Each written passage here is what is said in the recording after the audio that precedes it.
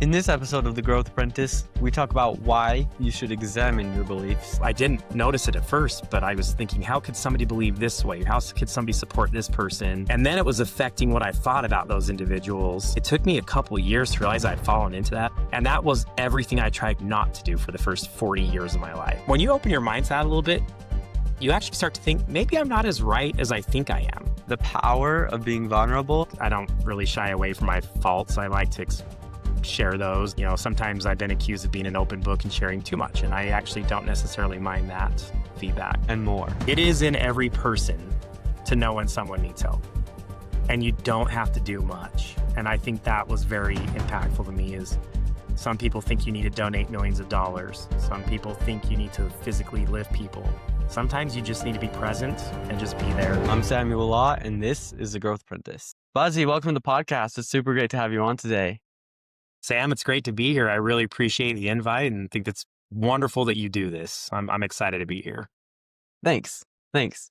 So, Buzzy, on what you do now for career, if you were talking to your younger self, how surprised would they be, based on what your job is now? That's a good question, Sammy. I've been thinking about this a lot. I started off in a basic IT position doing hardware replacements for a healthcare company here in Utah.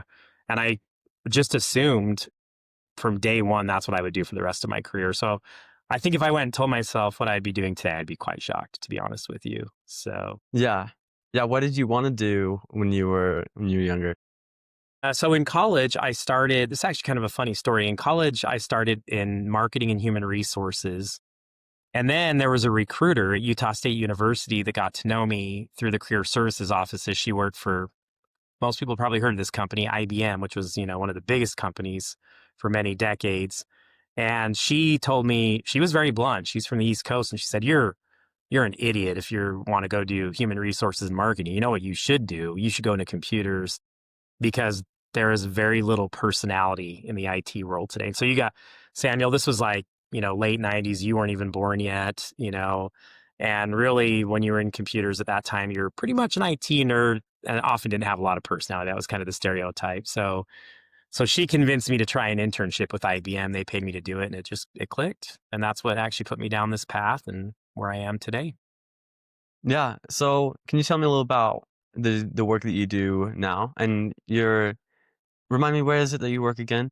Yep. So I work for Intermountain Health, which is the largest employer in the state. Yep. Largest employer in the state of Utah. And my title, which is new as of 2 months ago, newly promoted, is Vice President of our clinical and revenue cycle application. So just very briefly, if you ever go see the doctor at an Intermountain Health facility, the chart that they use to make notes on your health, the systems that you use to pay for your health care, all of that my teams manage and implement and support. And that's what I do today.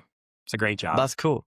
Cool. What's your favorite part about that job? Oh, easily the people. Yeah, I know that's kind of a standard answer, but it really is true. IT, kind of like what I told you about that recruiter, IT has changed in 30 years. There is a whole lot more personality. It's much more team-oriented. At a company like Intermountain Health, which I know you're learning, Samuel, at your age, but nonprofits can be a great place to work. There's a different environment than what you would find at a for-profit, and it's fit my personality well. And the people that I work with, whether they work for me or work with me, all kind of have the same standards, all the same type of personalities, and just really feel like we're doing things that are different than just for-profit. We all end up using our services as patients, or in those vulnerable times that we need healthcare, we rely on our own employer often. So it's a great place, and the people make it the best thing about it. Yeah.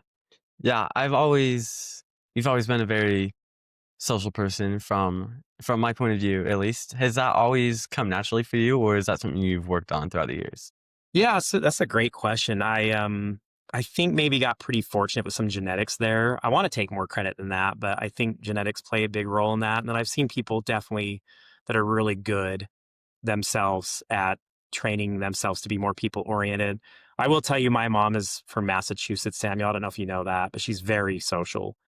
And then my dad from Afghanistan, I didn't grow up with him. My mom raised a single, but when I look back to the times I spent with my dad, he's actually surprisingly social too. So I realized as I grew older that that was pretty common on both sides of my family. But it doesn't mean it can't be taught and you can't develop that skill set for sure. Because I've seen many on my team who are very introverted really change throughout the course of their career. May still be introverted, but they've learned how to really talk with people and come outside of their shell, so to speak, a little bit. And yeah, so Yeah. I think for me, a little bit of luck. Yeah. Do you think it's better to be more extroverted or to learn those skills? Yeah, I think, I do think inherently if that's in you, it's a little bit easier and it's a little bit more comfortable is what I would say. Your aunt, my wife, is definitely different than me. She's more introverted. And when we go out with friends or in our social life, she has to really make an effort. And she'll even tell you this. So I know I'm not speaking out of turn, but she has to consciously think to herself, I'm going to put myself out there. I'm going to be vocal. And I don't really have to do that. Right. Like it's just, I don't even really think about it. It's a little more subconscious for me. So I do think there is some benefit if it's inherently in you. Just have to work a little bit less hard at it. Yeah. Yeah, no, I definitely agree. I go back and forth on whether or not I think I'm introverted or extroverted, but it's nice that it's a skill that you can learn because if it was just like you got no chance if you're naturally less social. But yeah, it's just nice how you can learn those skills. Your parents are good at it, to be honest with you. It's funny watching you and your siblings too, because everybody's different, and so you see like a big difference just in your own family. So even though genetics play a big role, I've noticed even with you and your siblings how each one has a little bit different personality that leans either one direction or the other. And I think that's one of the great thing about people, to be honest. Can you imagine if we were even in our own little family that we have, you and I, if we were all extroverted, that those might be some tough family gatherings. So it's nice that it's balanced. Yeah. Yeah. So why do you think it's such a valuable skill being able to work with people? I think it's part of what's inherently in humans. I think humans, at least this is my theory. I'm sure you've seen this in books too, but we have this natural tendency to want to belong, sense of community. And it's, to me, at least my experience, it's easier to do that when you can be really social. So when you can speak well with people and you're confident and you just put yourself out there a little bit, people tend to gravitate towards that. So there's this benefit to just human nature to be out there, be outspoken, and then have others that want to be around you or you want to be around others. So I think it's just part of what's inherently in us. I think it's part of the way we were designed is to rely on one another for our social well-being. And I think people that inherently do that well, they tend to have probably a life that's a little bit different than those that don't. It might come a little bit easier. And in general, maybe get a little more out of those relationships than others that struggle to do that would be my best guess on that, my theory. Yeah. Yeah, no, I think that makes sense, and it seems that people are leaning more and more into wanting that real connection as everything is more, like it's done online and there's fake connection, but that real in-person one-to-one or, one-to-many, but yeah, real connection has always been wanted. Boy, Sammy, that's a quite the observation that I actually haven't contemplated, and that's a concern as I raise my own kids. Is that so many relationships today are online and not that face to face interaction? I think that's a great observation on your point, and something that every parent should probably be really cognizant of as they're raising their own children. That these face to face interactions still matter versus social media on phones or laptops or Reddit threads or you feel like you have a community there, but that personal touch, that eye contact is second to none. Good. That's good observation. Thanks, thanks. So what are your thoughts on that? Like, a lot of people conversations will be over text, and you don't even see the Yeah. person. What are your thoughts there? Yeah, it's actually funny. So I have a group that I love to golf with, and we're pretty age diverse. So you might have anybody in their early 30s all the way up to their mid 60s. And the group that's younger, which is where I had put myself, I'm more in the midpoint, but probably younger with this group in general, everything is text. The group above, they never respond to text. And it was actually starting to bother me a little bit, but they would always call. And that was actually really hard for me because I'm so used now to this text mode or like I'm in work that I always have to ignore their calls. Then it started occurring to me that they were doing that because that was actually the most comfortable way that they communicated. They didn't want to sit and type on a keypad. And as I started to adjust my thoughts on that, our relationship's actually gotten stronger now. In fact, if we're trying to plan a time to go golf together or just hang out, I've converted to now just calling that group of people instead of even texting them. And then guess what, Samuel? This won't surprise you. The conversation turns into all kinds of other things. It turns into how's your family doing? How's your son's football team doing? How are your investments doing in the market? It's crazy. We don't do that over text. Text is very singular topic. So it's been an interesting observation and something I've been pivoting back to a little bit is trying to do a little bit more of those vocal conversations because it does broaden what we talk about and it actually strengthens the relationships I'm finding. Yeah. Yeah, I like that, and it makes a lot of sense too. I think it's hard to have a genuine conversation over text. Like, it's good for communicating details sometimes like that, but yeah, for other people, it's native. Part of the reason, um, the podcasts I like to do audio and video. I mean, in person would be, uh, the best format, but audio and video is just a little bit better than just, like, if we couldn't see each other right now. Yeah, it's really interesting out doing the video because we do this a lot for work too. But the difference between a text conversation and then even moving to this format that you and I are on video, I almost feel like you're here with me. It's not, it's actually in my mind a fairly decent substitute for face to face physically. But once you drop to that text communication or social non-facial communication, the lack of eye contact, that is a 180 away from what we're doing here. So I love that you do it this way. Maybe I'll just ask you though, at your age, man, I don't know about you, but my kids do not want to have a vocal conversation. Why don't you call your friends? Why? And it's like non-negotiable with them. I think what you're doing on this podcast is amazing. Do you do the same thing with your friends? Do you guys get together? Do you talk a lot vocally, or is it still a lot of text messaging? Yeah, it's still a lot of text messaging, and I don't have a whole bunch of friends that I text a whole lot. Um, but I definitely prefer in person, and I try and use texting as a means for, setting up in person stuff. But yeah, I prefer that too because over text it's so easy to like misread stuff, but in person it's just a lot more enjoyable in my opinion. Good. I'm going to tell your cousins what you're doing because I think it's a good lesson for them to see too. I'm going to make them watch this just so you know, and they'll hate it. No, I'm just kidding. They'll love it. They're great kids, as you know. Yeah, yeah. So do you have any specific tactics or anything that you've noticed have worked really well when working with people over the years? I got asked this just recently. We were at a conference last week for work, and somebody paid me a compliment.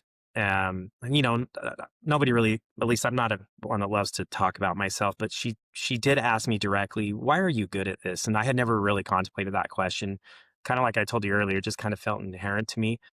The one thing I did share with her after I contemplated it for a minute is I've always, and maybe you felt this, Samuel. I hope you have. And nobody's perfect at this, and I'm certainly not, but I've always just tried to assume that everybody's nice and wants to be treated nicely. It's really not that scientific. In fact, just to be very candid with you and transparent, the political landscape that we've been in for the last, you could say 16, 20, 12 years, I found myself not being that way, which was, I didn't notice it at first, but I was thinking, how could somebody believe this way? Or how could somebody support this person?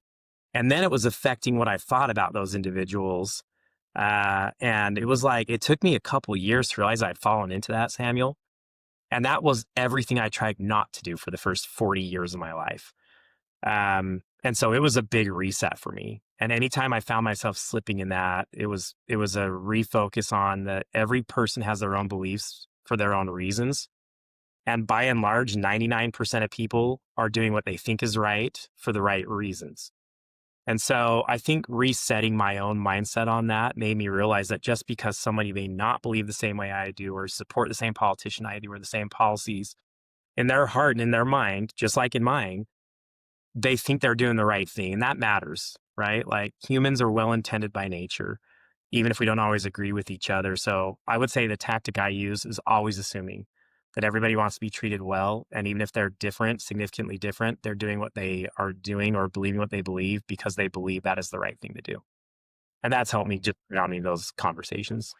Yeah, I like that. I've kind of thought about it that same way too, is that everyone genuinely, like, as much as I genuinely believe that my views and my beliefs are correct, it so goes for everyone else. And so it's, you know, respecting them and respecting other people, because there's probably a lot of stuff. We went to this conference and this guy was talking, and he's like, the thing with politics is there's probably like 80% that you do believe or you do agree on, but it's like that 20% that's where all of the commotion is. And it's like, just focus on the Yeah. 80% and then work through the other 20. I wholeheartedly agree with that. And it's interesting just that even in politics, we are all probably far closer than we realize. And I think that, whatever conference you're at, that's a very astute statement. It's very true. It doesn't matter who I talk to. And even in our own family, we have political differences. And I've had this conversation with your grandparents, my in laws, and we're not on the same spectrum in a lot of things. But it turns out as we sit down and talk through it, we actually are. And it is just that outside those margins where we don't see the same. But it's part of the human experience. The other thing that it's made me realize, Samuel, and this is a good lesson for any of your young listeners, but when you open your mindset out a little bit, you actually start to think, maybe I'm not as right as I think I am in some of the things I believe, and that's made me actually, there are certainly some big issues where I'm like, I might not have had that right. Or the data I might have been looking at may have been skewed, like all of a sudden you start realizing that it takes a little more research and you might end up coming out on the different side or a little more in the middle of where you were. And if everybody could do that, I think we'd have a little less consternation right now in the political landscape that we're in. So, Yeah, yeah, I think that's a super important skill, is like, whatever you're gonna believe, you gotta find the research behind it, and you've got to make sure you're not just choosing that because that's what everyone else does. we talked about social media, right? Like those algorithms force you down a path that they think you Yeah. want to believe. That's been eye opening to me in the last 5, 8 years. And I didn't, you don't even realize it at first. And so I will purposely try to seek opposite opinions. I give you just a quick example, if that's okay. I wasn't a big Charlie Kirk follower, and that was very tragic what happened to him. I know how close your family is tied to that, especially with your Utah Valley connections. But all the stuff that I was being fed was how many people disagreed with him and how flawed his beliefs were. So I started actually searching for what he believed and supporters of Charlie Kirk. And lo and behold, it turns out that most of what he said, or I don't know if most, but a large portion of what he said totally jived with me. We weren't as far apart as I thought we were based on what I was seeing on social media. And even some of the bad stuff that I had seen about Charlie Kirk, if he had mistreated somebody, what was never shown was how he was treated before that. And there is a human instinct to defend yourself if you're being attacked. And there were many cases where he said something that seemed out of line. And then when I saw the entire context of it, somebody had attacked him first and he was simply defending his points. That's been an eye-opening thing for me to really think about anytime I'm doing any of the social media looking or any media that I'm trying to look through just to form an opinion on something or some belief. Yeah, yeah, it's a term I've learned about recently. It's like called the echo chamber, where everything that you already believe, social media just echoes it back to you, and you think that's what everyone is seeing. But no, there's so much content out there. It's crazy. You want to mess up your algorithms? Start searching for the opposite. Social media doesn't know what to do. You start getting random clips of stuff that make no sense because I think it really does get confused. Like, wait a minute, which side of the spectrum is this person on? I love it. It starts causing, and then it just turns into funny videos about New York style pizza or golf swings. So then, you know, all the hard stuff goes away, and we start focusing on what's good to eat. Yeah. You know, they actually added an update on Instagram recently where you can see what the algorithm is feeding you, and you Oh, can specifically remove or add things into that, and so that you can know exactly what it is. So I think that's really cool. okay, I'm totally intrigued. I'll look that up tonight. I'll start looking at my Yeah. settings. Yeah, I'd love to see that. That's good to know. Yeah. Yeah, I Thanks, Sam. haven't tried it out yet, but I saw a video where someone on the team at Instagram was talking about that. I'm like, "Oh, that's really cool." And then also to examine what the algorithm has figured out that you do enjoy seeing would be cool. That's Yeah. really cool. It's about time that actually was made public because it shouldn't be that hard Yeah. for us to decipher by looking at that. Yeah. Cool. Yeah. So I'm curious, do you ever read books like, How to Win Friends and Influence People is a popular one? I could see you leaning in the direction of not, or do you have some up there? Yeah, I was going to say what you might be able to see them up there, but there's a couple leadership books. There's multipliers. There's influencers. Leaders Eat Last. If you ever heard of any of those books, Samuel. I'm not a big reader, but those when I do read, those are the type of books that I'm focusing on. Yeah. Yeah. Yeah, what's been the best one that you've read? I would say there was one. I'm trying to think of the one I read most recently by Brene Brown, which was really good. Oh, yeah. The name leaves me. You might actually know it. It's really popular right now. I can look it up real fast while we're here, but Yeah.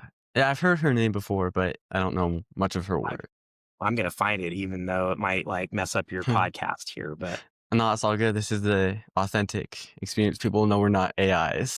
that's right. That's right. That's which, by the way, that's a whole nother podcast probably for you. But it's called Dare to Lead. So many have Okay, probably yeah. heard this. It's very popular. And there's some portions of the book that didn't really apply to me just where I was in my life, but the parts that did were very good. And what I like about her books in general, and most of those on that shelf that you see are like this is their focus on your interactions with people and how to treat people. So the very first thing you and I talked about on this podcast today was interacting with people. And these books give you skills on how to determine how others might be perceiving how you're speaking to them or how you're leading them in a team environment. So they're great books. And I like her because she gets very vulnerable. And most people that know me would tell you I'm the same way. I don't really shy away from my faults. I like to share those. And, sometimes I've been accused of being an open book and sharing too much. And I actually don't necessarily mind that feedback. So, Yeah. Yeah, I think it's interesting. I know it's people that are considered to be very charismatic or have great people skills. They are often very vulnerable because then people can relate more because they realize, yeah. oh, they're Yeah. not perfect, and then you can all work better together. Yeah. That's actually a good point. Yeah, I think I never thought of it like that, but that makes sense to me. Like when I had people that are vulnerable with me, it is easy to just connect, isn't it? Almost seems like almost every time someone's been through something similar, you've experienced the same issue that they might be experiencing. So, yep. Yeah. Yeah, I like that. Are there any other books you've read that have had yeah, what book has had the best impact on your life and on your career? Probably, I'm gonna look through that list up there. Oh, I would say the biggest impact, and a lot of people read religious books or philosophical books, and I tend to be on the leadership book train just because of my role. I would say for me, the biggest impact in the last 10 years have Leaders Eat Last. So if you haven't heard that book, and I forget the author off the top of my head, that book is all about servant leadership, Samuel. So if you're empowered in a role where you have a team under you, I still feel, well, and this isn't just still, I mean, this is historical, that the most important way to lead is through servant leadership. You take the blame when something goes bad and you give the credit when something goes well. We teach this a lot at work. But that book really hits home and emphasizes how important it is to be a leader that others see and look up to, not because you're command and control.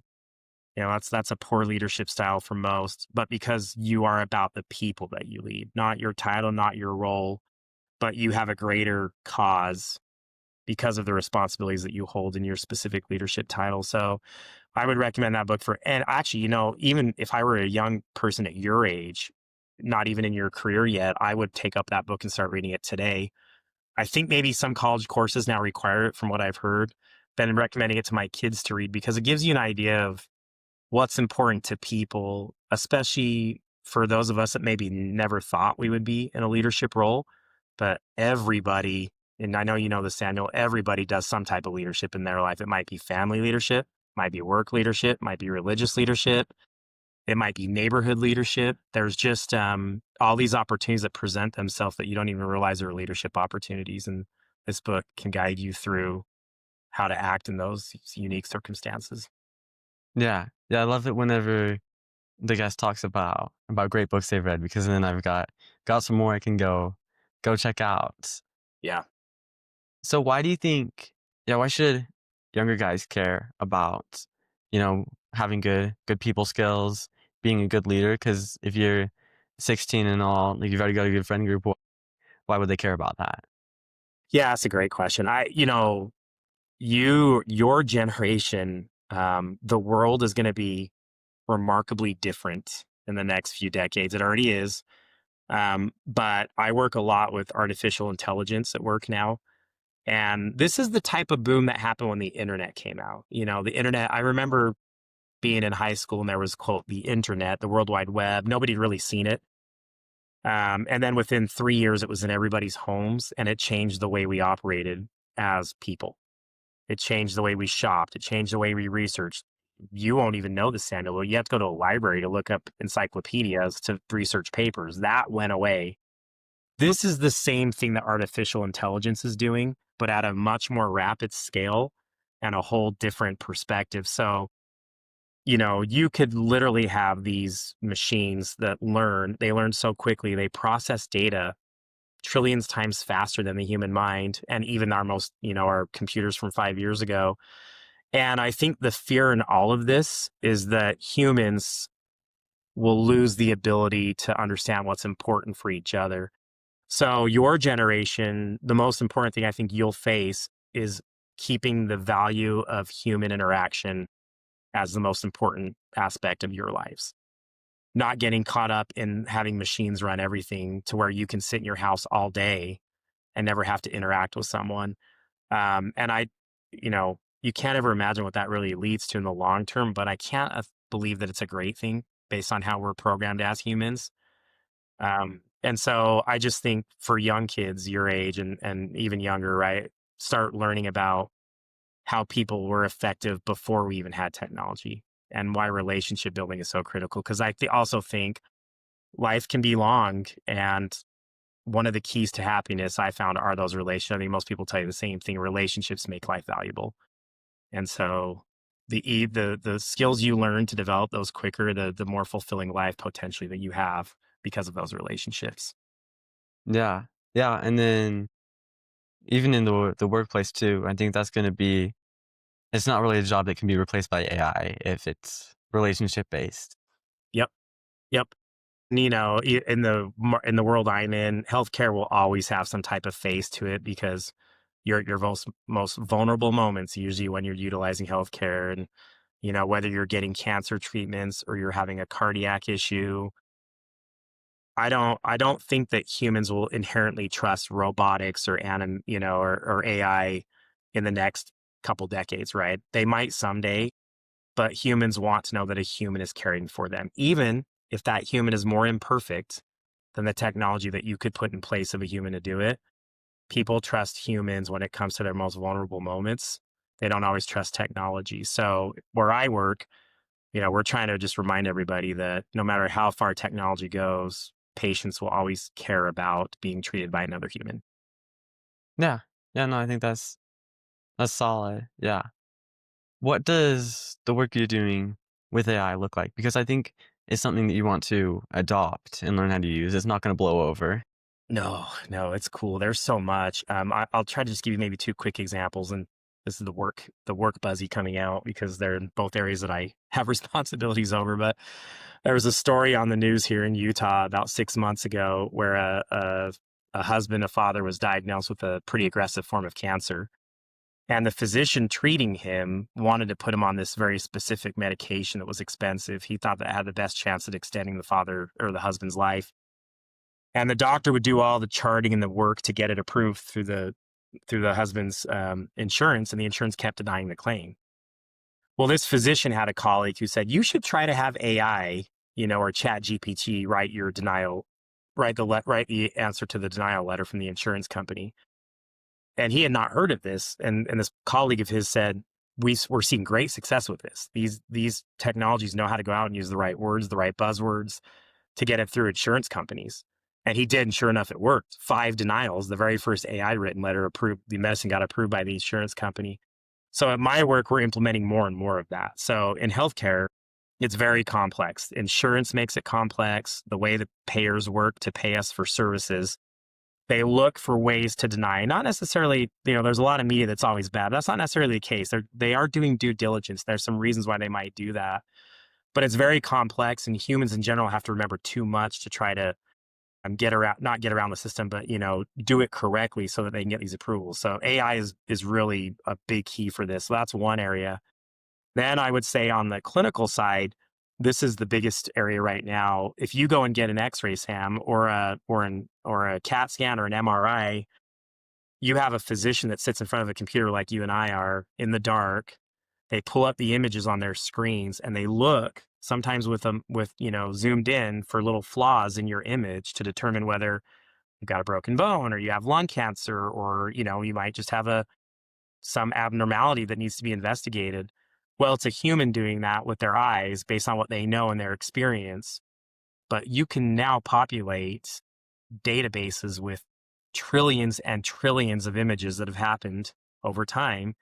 And an AI can actually go and diagnose in less than a second to a 99% accuracy what it sees on those images. It's mind-boggling. It's amazing stuff, and so that is some of the stuff we're doing today. It's getting better and better. It's gonna change healthcare. Yeah, yeah, that's cool, and then it creates a better experience for the person who's there too, because then they don't have to wait as long if it can just be completed in a second. Yep, and you reduce expenses too because, if an AI can get it 99% of the time, then you're maybe not having to go for further testing, which costs you money. Yeah, You might know right in that one single instance, this is the problem, let's start treatment and let's go. And sometimes imaging sends you down 4 or 5 different paths so they can get it right. But if these technologies can get it right the first time, that's a game changer for anybody that has to use it as a patient. And it's a game changer on your wallet and what you have to pay services for. And it makes healthcare even easier on the healthcare side. We can focus on the more critical areas. yeah, yeah, no, that's Cool. really cool, I like that. Kind of How cool, huh? about yeah, how about in your personal life, do you use AI at all? Yeah, I mean, I've started to adopt it more and more. My job is a lot of administrative work. So it's a lot of meetings, a lot of emails, a lot of PowerPoint presentations. And I would say in all three of those key areas, I've adopted AI. One of my favorite things, we use Microsoft Teams at Intermountain Health. And it does, in my mind, a mind boggling job of recording meetings, then transcribing them. And I can review an hour meeting that I couldn't attend in about 3 minutes, know where I need to focus, what the outcomes were, if there's any tasks I have. I mean, that's saving hours a day right now compared to what it was. So that's been the biggest benefit for me. But even just doing like little things like presentations, it's getting better and better. It adds images for me, it just saves so much time. So the big thing is a time saver. I'd like to use it for more scientific, methods in the future, stuff that really makes it a big difference. But at least from an administrative side, it's making life easier every day for me. Yeah, yeah, that's, it's cool what AI Yeah. can do. It's getting so much better. The image generation, is kind of scary how accurate it's getting. Well, your mom played a trick on me recently with some image manipulation. You'll have to ask her about that. Just when I you think get she was time to showing me say, that. did she show you that? Yeah. Yeah, at the party.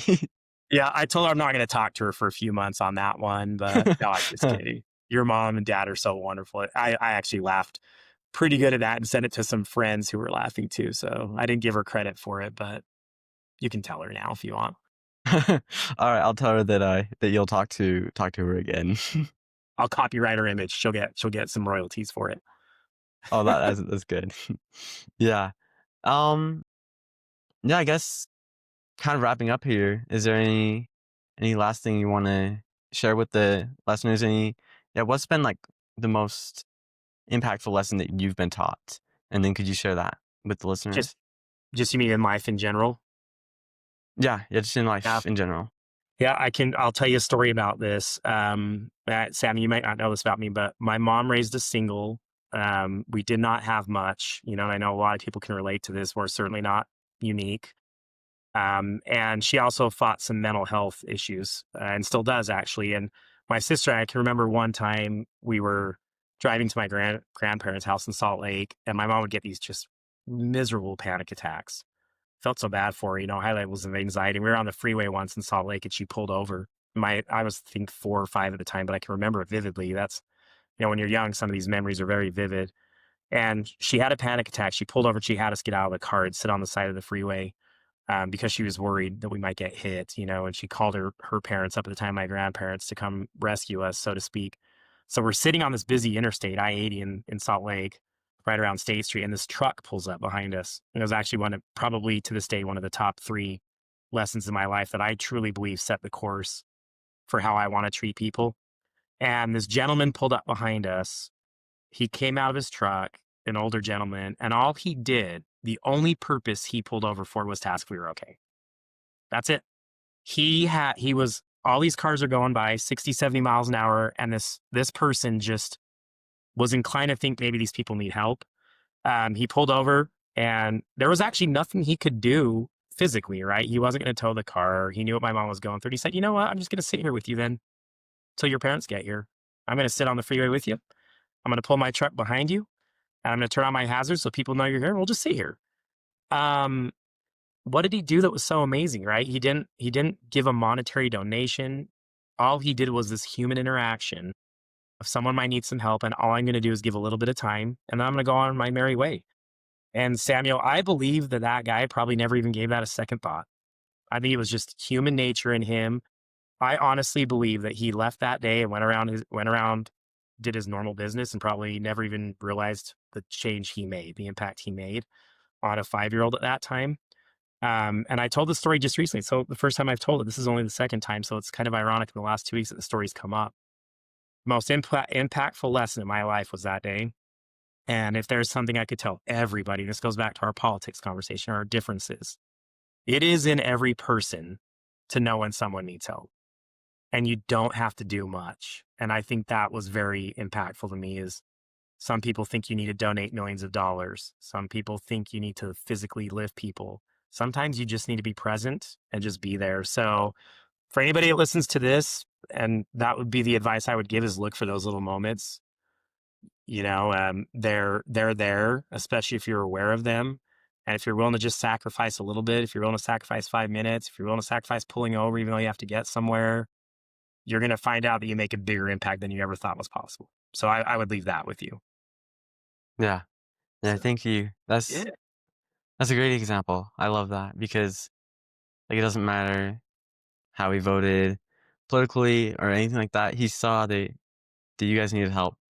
And yeah, that's great. I love that. He sat there for 5 minutes. All he did. Game changer. Yep. Yeah, Cool. right. And you didn't even think about it after, uh, like especially if you're the person giving the help. Like it's just a small thing for you, but then for the person receiving it, the impact is crazy.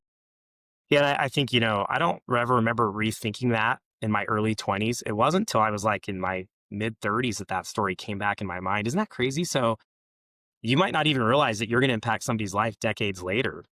It just those memories come back. It's funny how that happens, but yeah, it definitely set the course. I think probably I subconsciously knew it was there, and that kind of set me down my path. And then the realization didn't come until just 10 years ago about how impactful that moment was in my life. Yeah, I love that. Well, thank you for coming on today, Buzzy. This has been a great conversation. Thank you for giving me your time today. I learned a lot, and yeah, it was fun. It was fun. It went fast, Samuel. Thanks for doing this. Keep it up. Get a lot of people. Yeah, thank you. You're a great interviewer. Thanks.